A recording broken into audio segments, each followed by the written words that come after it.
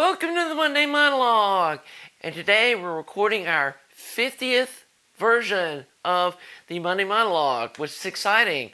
Been over a year since I've been doing this, and I did take a few months off last summer, so it wasn't continuous every week, but yay, we made it to 50, and happy that all of y'all seem to really enjoy this little weekly thing that I publish. And so thanks again for subbing and tuning in and making this channel a success that it is so far. So today I'm going to talk about a couple of things. One of them is soldering. And I know this is something that some of you guys struggle with, and it's not as easy as it looks. I mean, I've been doing it so long that it just isn't really a big deal. And by the way, Dolly says hi. The trick to it, I believe, is twofold. One is having a clean soldering tip, and you need to have one of those little sponge metal like Brillo pad looking things, the little gold stuff that you can clean the tip through. Those are invaluable to like wipe the tip off. Some of the kits come with like a little sponge that you can wet, kind of wipe it off. When you do that, that really strips the tip clean, and you have to re-tin the tip. And by that, I'm sure they're using that because solder has tin in it. So in doing that, you're putting a little bit of solder on the tip with the flux so that it makes good thermal connectivity. And the solder, to me, when I'm soldering, is you kind of put the solder to the tip. You put the tip on the joint, you put a little bit of solder on the tip and kind of drag it over towards the joint that you're trying to heat up. And the heat flows through the solder that's on the tip. Because if the tip's not clean and tinned, it'll never heat the joint up. The other thing I found is the kind of solder you use matters. And I've been using this MG Chemicals solder that I get off Amazon, and this Alpha Fry solder is good. Okay, so I really liked both of these, and I was running low on this Alpha solder, and so I saw this big spool on eBay for, it was reasonably priced. Solder's gotten really expensive. And instead of like $30 for a spool, this was like $11. I thought, okay, let's get a deal. Well, when I started using this stuff, the problem with it is, and it shows it's an Alpha brand, but I don't think it's the same company that this Alpha is. Because if I look at the address on it, this one says South Plainfield, New Jersey, and then this one says Somerset, New Jersey. So I don't know if they're different companies or what's going on. The other thing is this is a little different than this solder in that this is 60-40. This is 60-40. That's the tin to lead ratio. This is 63-37. And I don't know if that's the issue, but what I found is this doesn't wet. And by that I mean it doesn't like flow out on the tip. It wants to beat up like water on a waxed car. And the joints, when I'm done soldering this, don't look as liquid as joints with this other solder. And if this is all that I've had to work with, I'd be struggling too and trying to figure out what's going on. And in the past, I've done some welding, and it's the same kind of thing. I think that the way the kind of welding gas you're using can affect how easy something welds and how well and how good the welds look when you're done. I think the kind of solder and the flux that's in that solder can affect it too. This is also what's called no clean flux. And, this doesn't say that. I don't know if that's the problem. I'm going to give this to, I don't know what I'm going to do with that solder. I'm not using this anymore. It's just too frustrating to work with. So this MG Chemicals with the purple thing, and I'll put a link in the description to where you can buy some of this on Amazon. This stuff works really good. So there we go, a little soldering tip for today. Hopefully that helps some of you guys. And again, I'm going to put a link to my little Hakko digitally controlled soldering iron in the description too. Really awesome soldering gun. Comes with a tip or soldering iron. It comes with a great tip for using this kind of work. Oh, and the other thing too is there's two different sizes of solder that you're probably going to use working on tube amps. One is 050 works good for doing this point-to-point work, and 032 works better when you're working with printed circuit boards. Anyway, done talking about soldering. The R8's coming right along. And I know some of this series is a little slow for people that are just interested in where are the mods. And I know it kind of drags on when we have some of these 30-minute videos of showing every solder joint. But then there's people that really want to see that.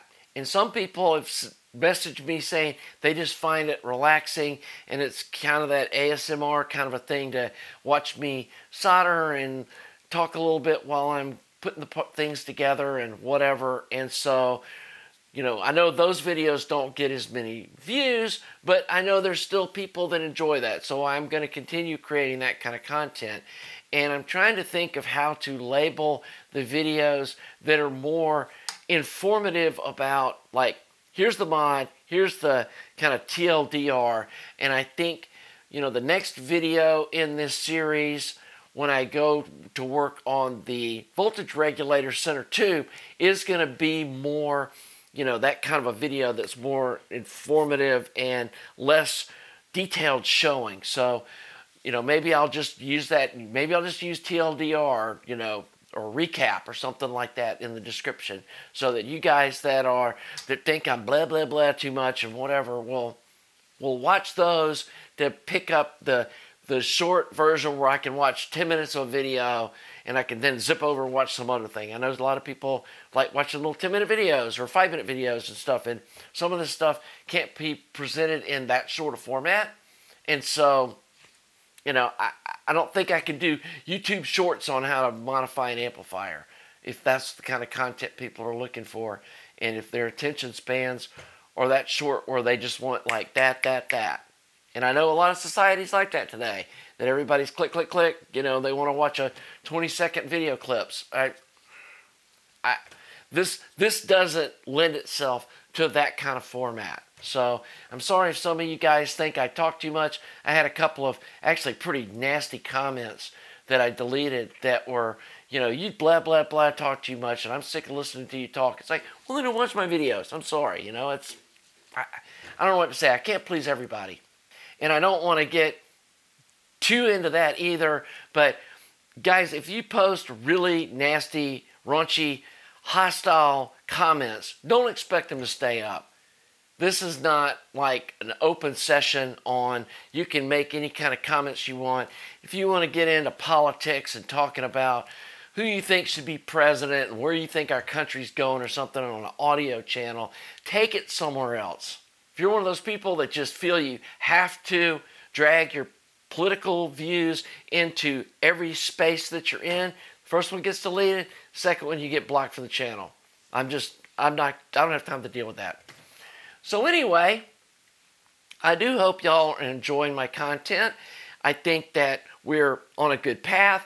I think there's a good mix of DIY versus the, you know, China amps and modifying them and reviewing different gear and stuff. I do want to get more into speakers and some DIY speaker stuff. And a good friend of mine, and shout out to Willie, that we are doing some speaker stuff, and he bought me a pair of these DIY speakers we're going to be building, and he's been experimenting with some software for measuring the speakers, which obviously includes your room.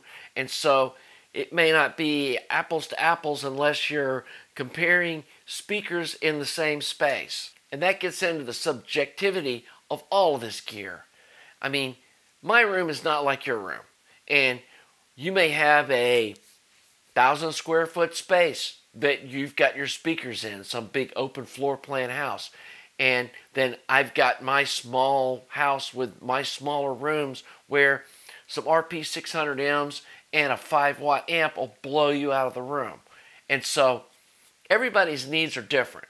And I'm not going to pretend like we all have the same taste, or we're all even trying to put sound or music into the same space. So when you think something sounds good, you know, you may have a room that's got a lot of resonance in it or doesn't have a lot of treatment in it, that or soft surfaces to absorb the sound, and it might sound great. And then something like my clip speakers may be super bright. But then in a smaller space with a lot of soft materials in the room like my house has, that brighter speakers do sound good.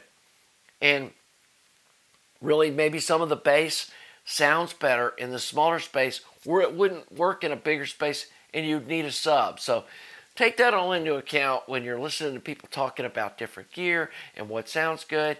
Is none of it's universal. And so that's why they've got all kinds of different gear. I don't need an amp that's powerful, but if you've got a big space, my little 6BM8 amp will sound like an AM radio in a room that's really big. And so just pointing that out, which I feel is obvious, but maybe to everybody it's not. The last thing that I want to cover is I've had quite a few people either put in the comments or message me via my website. If you ever want to contact me, you can go to my website. I'll put the link below. There's a contact form there. I don't post my email because people just farm that stuff off YouTube, but you can go to my contact page, and then once we get a conversation going, we can privately email back and forth. Anyway, enough people have asked me that I've set up a Patreon site. And for now, I'm definitely not going to, nor in the future, gate Prime content off of Patreon. Like, you're not going to have to pay to watch these mod videos or anything like that. And for now, this is just a way for you guys that are already on Patreon to go, hey, I really appreciate what Skunky's doing. I'll give her $5 a month sub, or I think the minimum I have is a $3 a month sub. And that way it's a recurring donation. You don't have to think about it. And it helps out me, my channel, buying supplies, buying gear, you know, all that kind of stuff, because it's not inexpensive doing this stuff, because I'm not a pro reviewer. Nobody's sending me free gear. These manufacturers and stuff aren't sending me stuff to review. I'm either buying it, or like this one, somebody's personally brought it over for me to, you know, work on or review, and that's how I get this stuff. And so, anyway, I will say that when I started this channel, I never expected it to be anything more than just sharing this stuff. And actually, I was making a video for a post I made on Audio Karma to kind of demonstrate what I was talking about, because somebody, I think it was that 6P1 amp, I'd done some mods to it, and somebody was saying, can you make a short video to kind of point out where these parts are? And that's where this all started. It got a bunch of views, and I thought, wow, people are interested in this stuff, and I never thought it would grow to where it is now. And obviously this isn't a huge channel. I've got a little over 6,000 subs, and most of these audio guys have, you know, 30, 40, 50,000 subs, and hey, it is what it is. But I do enjoy doing this. I think you guys that are watching this enjoy my channel, and thanks again for supporting and subbing and liking my videos. And again, 50th for video. I'm excited we're here, and we'll see you next week for the Monday Monologue.